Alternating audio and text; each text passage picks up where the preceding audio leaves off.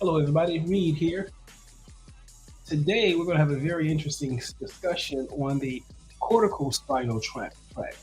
The corticospinal tract is the tract that goes from your cortex to your spine. And when you go from your cortex to your spine, you have to be moving something. So the corticospinal contract mainly for movement, conscious movement, right? Let's see here. Let's get down to it. So here, let me go to AI mode here. Let me clear this. Okay, explain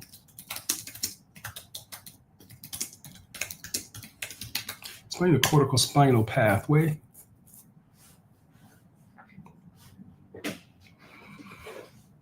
Okay, the corticospinal pathway is the primary motor pathway, right?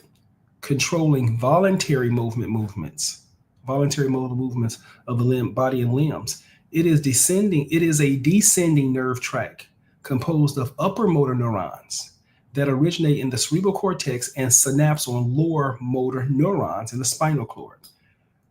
Originating in the cerebral cortex and lower motor neurons in the spinal cord. You see here. Let's look here. Descending tracts. Okay.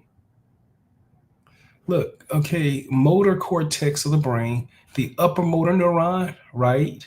And then the lower motor neuron, then the muscle. So this must take place, what, in the anterior ganglia or something? Where does that take place at? This synapses. Okay, interactive 3D. Okay, I'm getting all my stuff for free. Okay, here. Okay. So here, let's primary motor cortex. Let me show you the homunculus.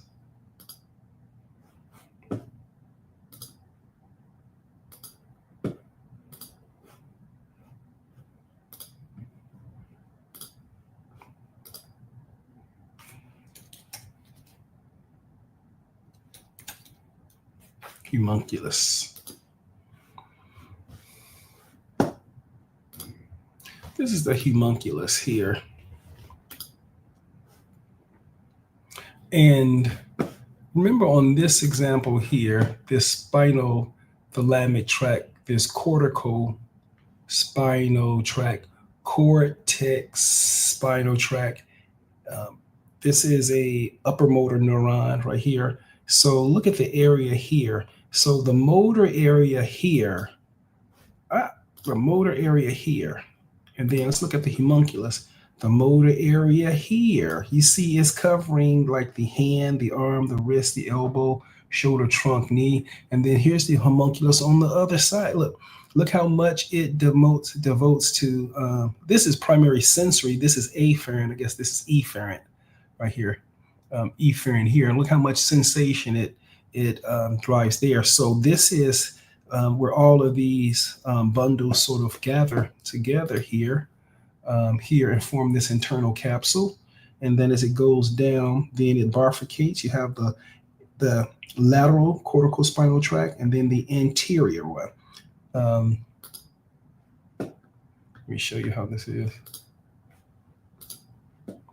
Okay, so the primary motor cortex and internal capsule crosses over anterior corticospinal tract, the lateral corticospinal tract, and the anterior corticospinal tract, two different locations here and there. And then once it goes into the ganglion, then it synapses to lower motor neurons, right? And so the tract from the cortex to the spine is an upper motor neuron lesion here that bifurcates into the lateral cortex spine tract and the anterior cortex spine corticospinal tract. Make sense?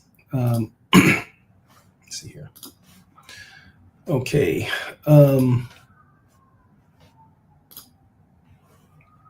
It is a descending nerve tract composed of upper motor neurons that originate in the cerebral cortex and synapse on lower motor neurons in the spinal cord. Let me look at this one here. This is a pretty good one here.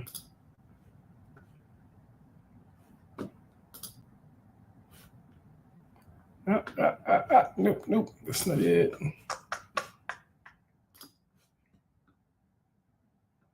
Did I lose track of something? Okay, let me do this. And then on here, okay, let me get rid of this. And then I think let me get rid of this. Okay.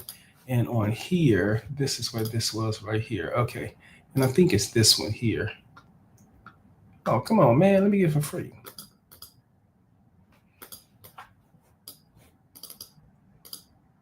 Okay. So here it is. The homunculus comes down, crosses over to the lateral, and then over here, the anterior. Okay. So this is motor. Okay. Yep. That diagram is too small. Let me see what this one looks like.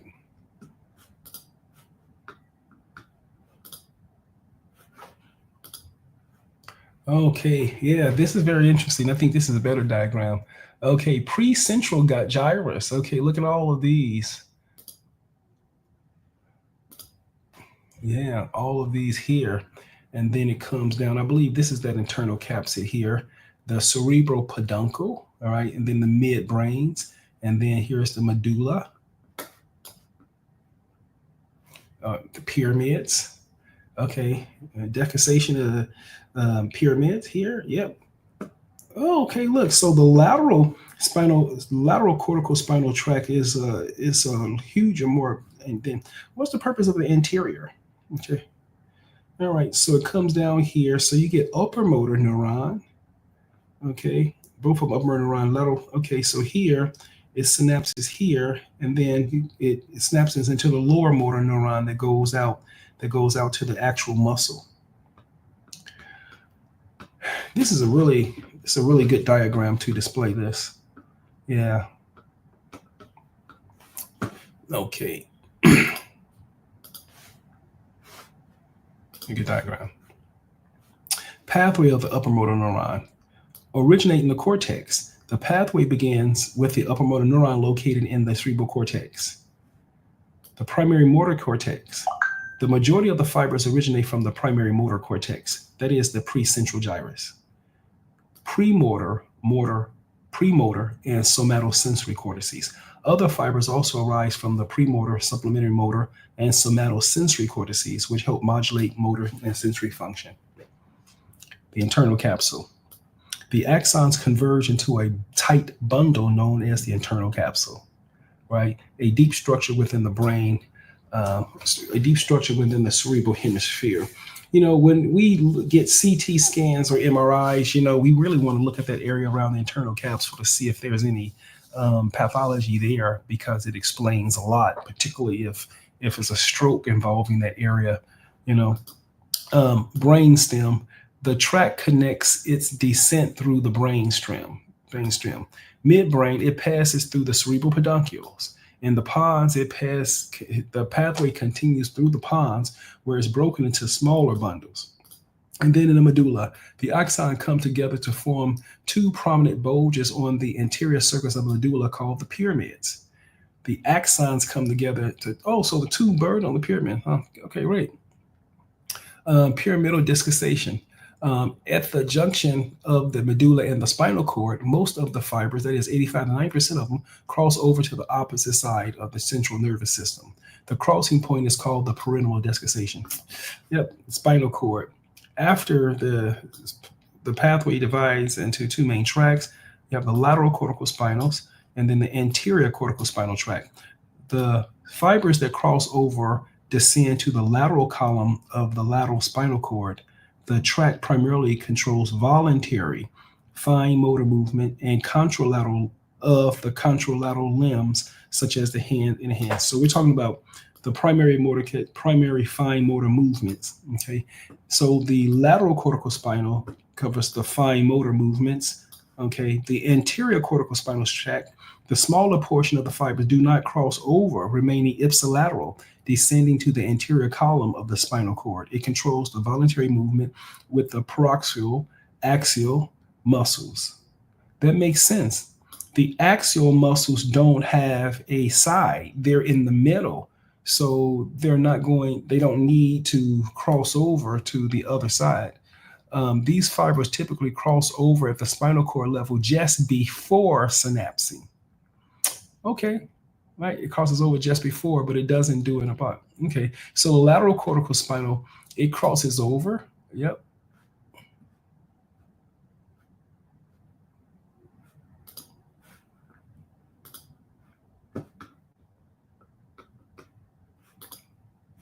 Yep, so the lateral crosses over, right? And anterior remains on the same. So the anterior is for your trunk and things like that, main structural stuff in your core, and the lateral is for the limbs, right?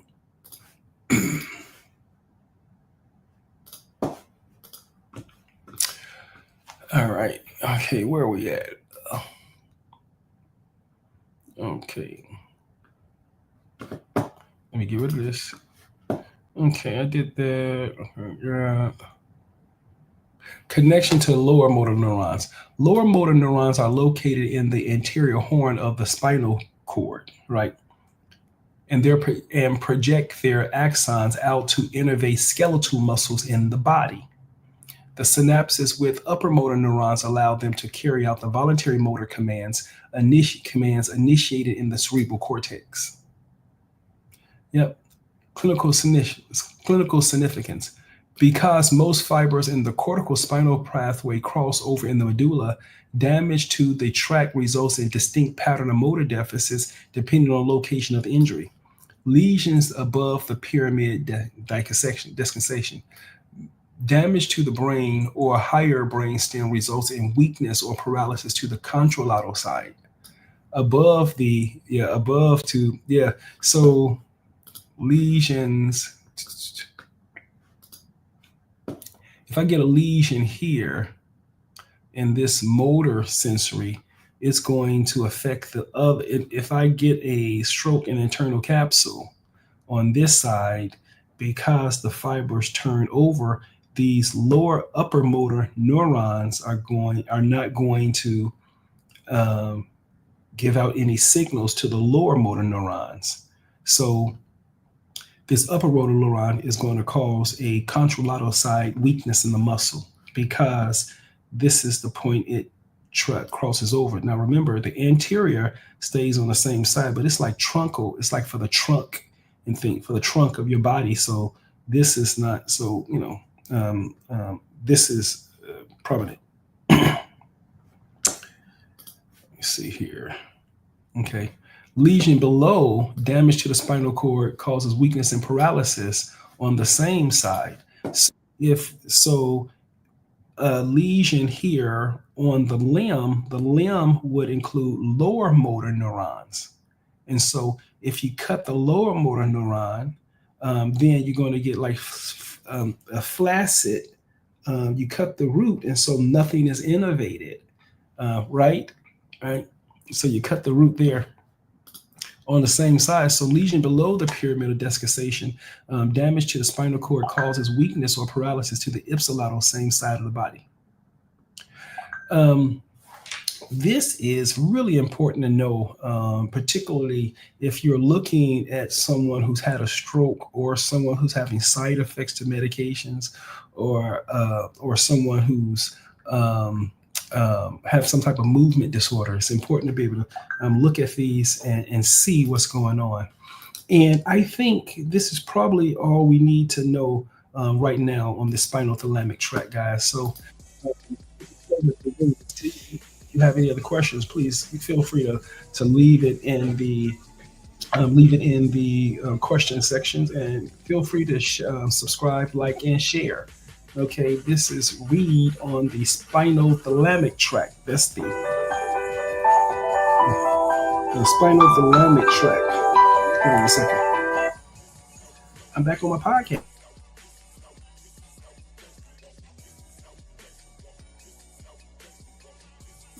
Okay, and if you don't mind, please feel free to like, subscribe, and share. Otherwise, this is Reed. Take care, guys. corticospinal tract. Ciao. Take care.